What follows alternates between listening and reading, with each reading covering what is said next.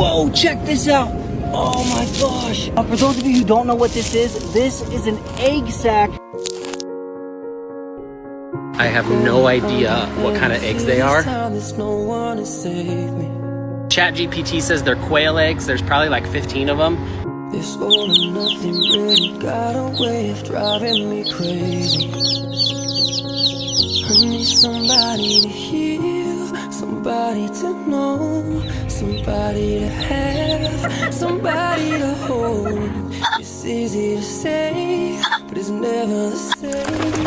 I guess I kinda like the way you numbed all the pain, and now the day bleeds into nightfall. Freaking funniest thing ever. Fella, here. Oh.